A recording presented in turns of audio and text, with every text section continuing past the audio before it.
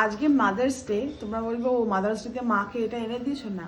আমি সকালবেলাই বললাম যে mother's day, father's day, Valentine's day এগুলোতে আমি বিশ্বাস রাখি না।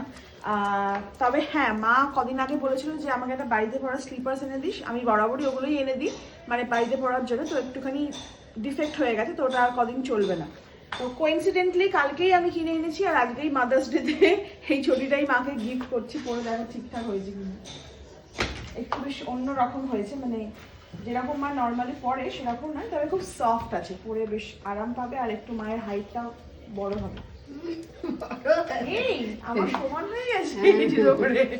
তুমি ধরে কোথায় যাবে? তুমি তো শুধু পায়ে গলিয়ে বাড়িতে পড়বে, তার তো কিছু নয়। এমনি পছন্দ হয়েছে? হ্যাঁ, একটু অন্যরকম হয়েছে। আর মানের মতো লম্বা হয়ে গেছে, তো একটুখানি মানে হিল আছে।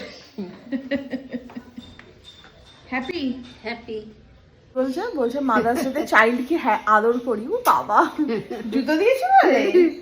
হ্যাঁ, জুতো এইটা এই দেখো মা কোথায় পড়ে, আর জুতোটা পরে মা কোথায় চলে